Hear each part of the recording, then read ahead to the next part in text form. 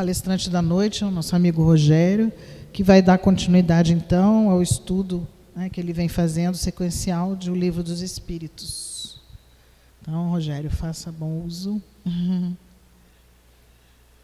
Que nós possamos aproveitar a sabedoria.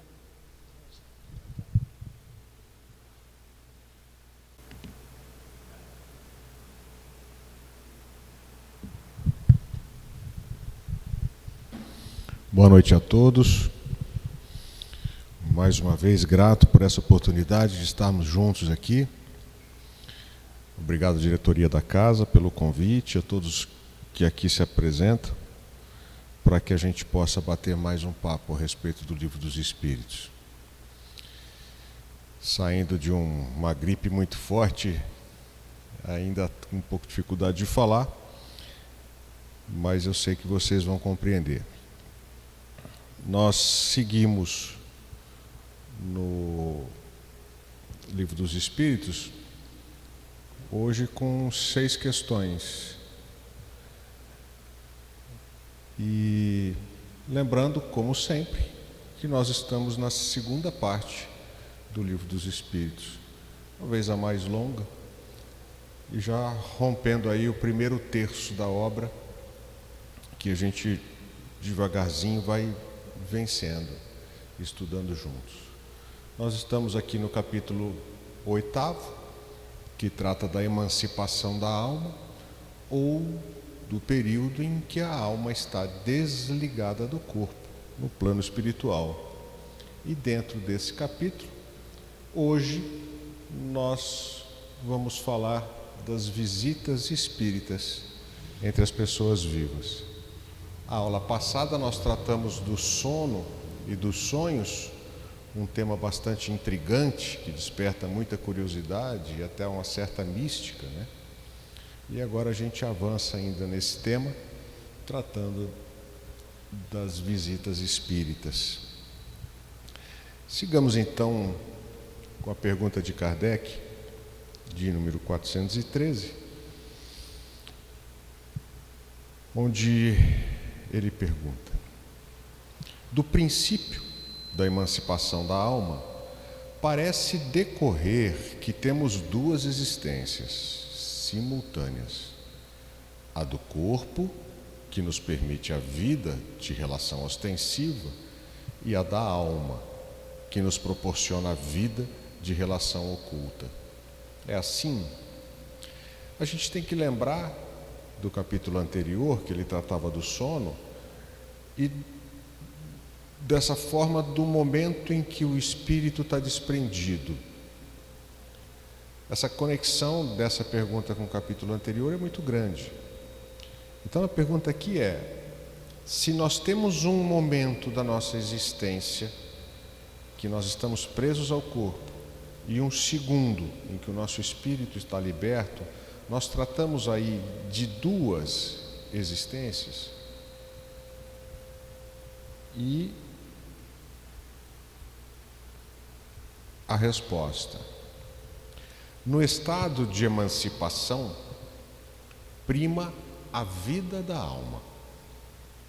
Contudo, não há verdadeiramente 2 existências, mas sim 2 fases de uma só existência, porquanto o homem não vive duplamente. A resposta é bastante óbvia, né? A pergunta chega a ser provocativa, né, de tão ingênua. Então, não são 2 existências, é uma existência, mas em 2 fases diferentes, em 2 condições diferentes nesse momento. E segue Kardec: podem 2 pessoas que se conhecem visitar-se durante o sono? Olha que pergunta gostosa. O que vocês acham? Será que dá? Está dando uma microfonia. Obrigado.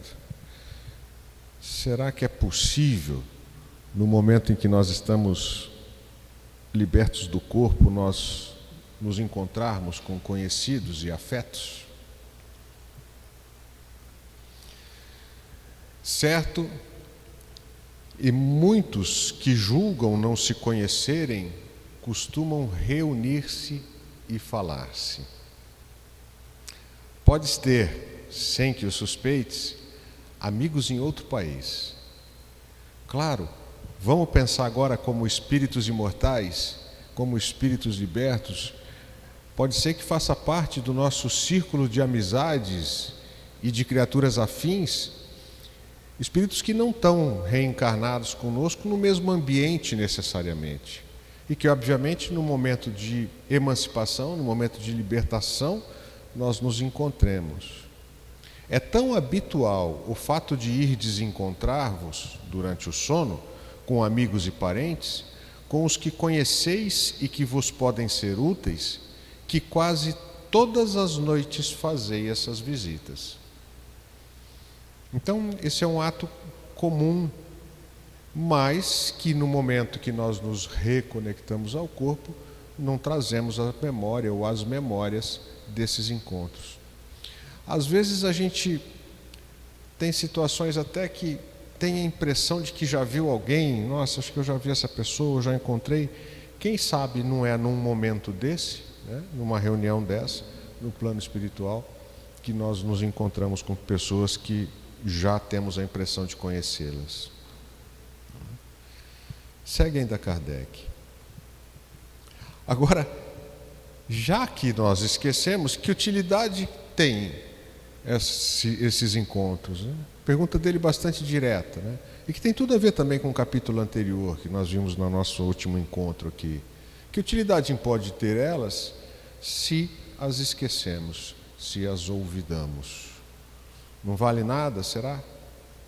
Apagou a memória, a gente perde tudo que aconteceu? E a resposta: de ordinário, quer dizer, normalmente, ao despertardes, guardais a intuição desse fato, do qual se originam certas ideias que vos vêm espontaneamente, sem que possais explicar como vos acudiram. São ideias que adquiristes nessas confabulações. Então, em que pese nós não trazemos a memória plena desses encontros, nós trazemos aquilo que aconteceu. E quando ele diz aqui, guardais a intuição, é porque essas informações estão guardadas com a gente e elas afloram na medida em que nós precisamos ou que alguma necessidade, alguma situação faça com que ela seja conectada no nosso dia a dia. Então existe utilidade sim, não é o fato de esquecer que faz com que essas informações sejam perdidas, não é? E segue Kardec. Pode o homem, pela sua vontade, provocar as visitas espíritas? Pode, por exemplo, dizer quando está para dormir: quero essa noite encontrar-me em espírito com fulano, quero falar-lhe para dizer isto? Será que é possível a gente programar um encontro dessa ordem? Na hora de deitar, a gente falou bastante disso no capítulo anterior, né? De nós nos propormos a alguma coisa durante o período do sono. Então Kardec pergunta exatamente isso. Eu posso provocar uma visita dessa?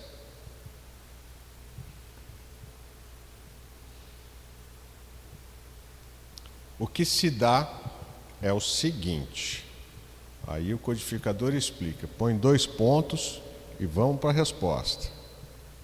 Adormecendo o homem, seu espírito desperta. É claro que aqui, seu espírito desperta no plano espiritual, né? E muitas vezes, nada disposto se mostra a fazer o que o homem resolvera, porque a vida deste pouco interessa ao seu espírito, uma vez desprendido da matéria. Olha que resposta, daria para simplificar isso aqui. O que ele está dizendo é que muitas vezes, quando o seu espírito desperta no plano espiritual, nada daqueles interesses que existem no plano material persistem. Os interesses passam a ser outros. Isto com relação a homens já bastante elevados espiritualmente. E continua a resposta. Os outros passam de modo muito diverso a fase espiritual de sua existência terrena. Entregam-se às paixões que os escravizam ou se mantêm inativos. Pode, pois, suceder tais sejam os motivos que a isso o induzem, que o espírito vá visitar aqueles com quem deseja encontrar-se. Mas não constitui razão para que semelhante coisa se verifique o simples fato de ele o querer quando desperta. Caramba! Vamos ajudar? É assim, a gente pode querer fazer uma visita dessa quando adormecido, quando o espírito emancipado? Sim. Sim. Mas em níveis mais elevados de evolução, os interesses da matéria, os interesses do espírito, ou até os preendimentos que a matéria provoca no espírito, não permitem porque são interesses diferentes. E o que ele diz aqui é que pode suceder, pode acontecer, que os motivos que te induziram no plano material a buscar esses encontros não sejam motivos interessantes para o teu espírito liberto. Então, é possível? Sim, mas acontece de você querer uma coisa e de repente, quando está liberto, não querer mais.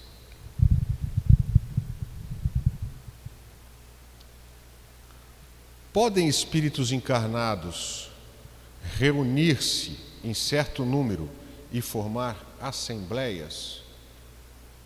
Espíritos encarnados, durante o desprendimento, se reúnem e fazem reuniões. Isso é possível? Sem dúvida alguma, acontece. Os laços, antigos ou recentes, da amizade costumam reunir desse modo diversos espíritos que se sentem felizes de estar juntos.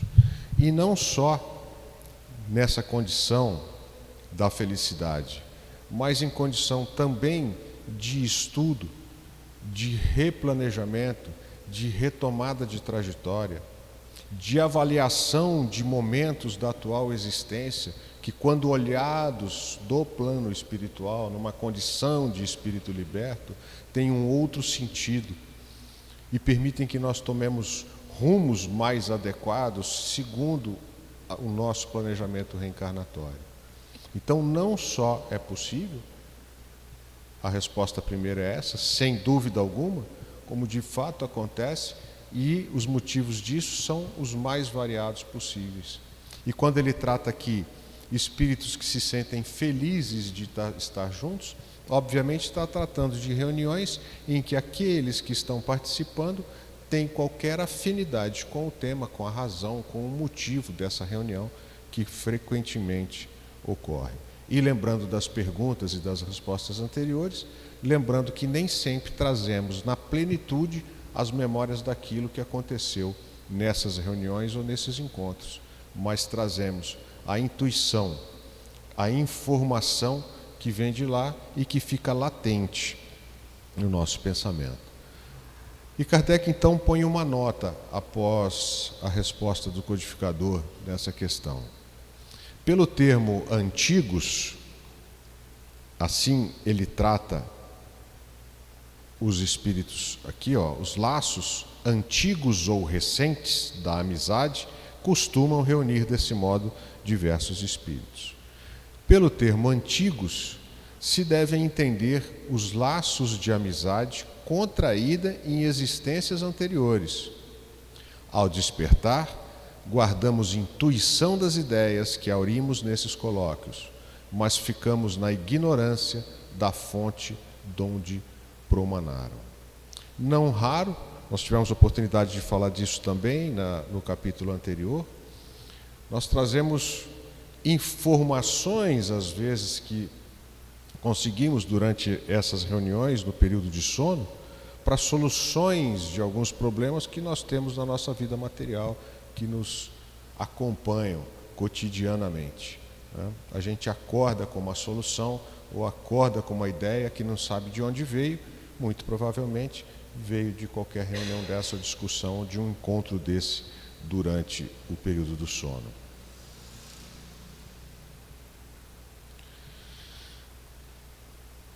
Uma pessoa que julgasse morto um de seus amigos, sem que tal fosse a realidade, poderia encontrar-se com ele em espírito e verificar que continuava vivo? Olha só, uma pessoa que eu julgo já tenha desencarnado, sem ter desencarnado, poderia encontrar comigo na condição de espírito liberto e verificar que o desencarne não aconteceu? Dado o fato, poderia ao despertar ter dele a intuição? Um amigo que eu imagino que já tenha desencarnado, posso me encontrar com ele, ver a real condição dele, está desencarnado ou não, e ainda, quando despertar, ter ainda claro as notícias que eu tive dele?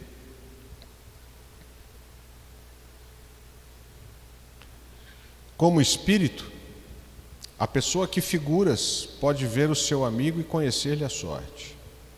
Liberto, sim, você pode encontrar o seu amigo e saber se ele está reencarnado ou desencarnado.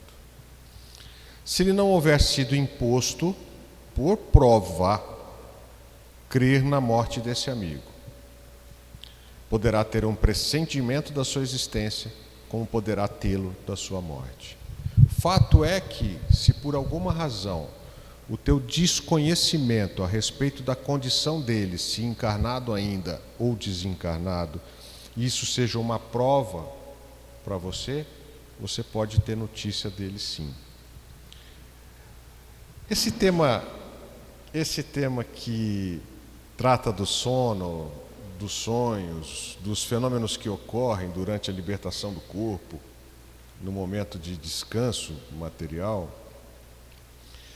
é frequentemente abordado, eu já tive a oportunidade de falar isso, com uma certa mística, até por doutrinas espiritualistas que não a nossa espírita é só essa, né? E que frequentemente até usam criaturas que têm a condição de fazer esse desdobramento com certa habilidade e trazer essas informações. Com relação a isso, eu conto uma experiência que aconteceu com uma pessoa que me é próxima, que teve notícia do desencarne de um conhecido num momento desse de sono. O próprio falecido veio avisar que havia partido para o plano espiritual. E nós nos encontramos coincidentemente muito cedo, trabalhávamos juntos, e ele trouxe essa notícia: puxa, eu estou com a impressão que fulano de tal desencarnou, porque eu tive assim uma realidade muito forte de contato com ele, em que ele me narrava isso. Não era espírita, tampouco espiritualista, mas foi ter informação a partir daí com telefonemas e tudo mais, e recebeu a notícia que de fato a pessoa havia desencarnado naquela noite que passaram, no final da tarde do dia anterior. Então são fatos corriqueiros e que muitas vezes tratados com essa mística toda, e que não tem nada de misticismo aí, né? A não ser da nossa realidade. Esse capítulo é bastante curto. Eu achei bom que fosse bastante curto hoje, peço desculpa para vocês, exatamente por causa da condição da minha garganta, quer dizer, o plano espiritual foi hábil também nesse aspecto comigo hoje, mas ele também é abordado no livro dos médiuns. Tem um capítulo do livro dos médiuns que trata da habilidade mediúnica desses contatos e que explora melhor essa resposta dessa última pergunta do capítulo, a resposta da pergunta 418, que é lá no capítulo 26 do Livro dos Médiuns.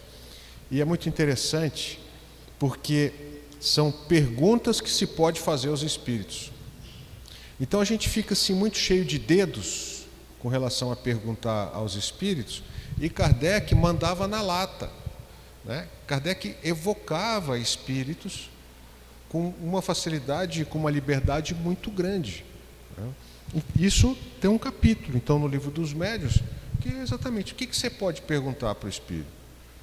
Neste capítulo tem aí a 23ª questão, que trata disso. Evocando-se uma pessoa cuja sorte seja desconhecida, poder-se-á saber dela mesma se ainda existe? O cuja sorte é em que situação ela está, desencarnada ou encarnada, e poder-se-á saber dela se ainda existe, existe no mundo material, porque certamente existe. Somos imortais, existiremos para sempre. E a resposta do codificador? Sim. Se a incerteza de sua morte não constituir uma necessidade ou uma prova para os que tenham interesse em sabê-lo. Exatamente a resposta do Livro dos Espíritos, tratando desse tema. Se a ignorância para você não for uma prova, tudo bem, você pode saber sim, pergunta, não tem problema nenhum. E um subitem dessa questão: se estiver morta, poderá dar a conhecer as circunstâncias de sua morte, de modo que esta possa ser verificada? Aliás, neste fato que eu comentei com vocês, que eu presenciei, que vivi com um amigo, ele não só teve a informação do desencarne da pessoa com quem ele tratava, mas inclusive da forma como a pessoa houvera desencarnado. E aí eu vou aproveitar para contar o caos. Foi um acidente, o carro caiu dentro de um rio, numa estrada bastante sinuosa em Minas, e o corpo do falecido saiu de dentro do carro, de forma que quando foram resgatar o automóvel de dentro d'água, não estava lá o cadáver, e era um rio bastante caudaloso. E neste sonho que ele teve, esse contato no plano espiritual que ele teve, não só teve informação do desencarne, mas da forma como houvera desencarnado e ainda onde o corpo estava. Então, a partir daí, conseguiram encontrar, porque ele descreveu claramente onde tinha ficado o corpo preso. Então, se veja que é uma informação fiel, clara, bem feita, com uma pessoa que não tem nenhum contato, até hoje, nenhum contato com doutrina espírita. Uma resposta do codificador aqui com relação a isso. Então, se estiver morta, poderá dar a conhecer as circunstâncias de sua morte, de modo que esta possa ser verificada? E a resposta: se ligar a isso alguma importância, falo-á. Quer dizer, se tiver necessidade, ou se esse fato for importante, a informação virá. Se assim não for, pouco se incomodará com semelhante fato. Então, gente, sempre que a informação é relevante, ela chega de alguma forma. Quer seja para que nós cumpramos a nossa programação evolutiva, os nossos compromissos com a gente mesmo, quer seja para uma informação dessa ordem. E ainda tem uma nota do codificador. A experiência demonstra que, nesse caso, o espírito de nenhum modo se acha empolgado pelos motivos do interesse que possam ter os vivos de conhecer as circunstâncias em que se deu sua morte. Não é curiosidade. Se ele tiver empenho em as revelar, falo-á por si mesmo, quer mediunicamente, quer por meios de visões ou aparições, como essa que eu acabei de narrar.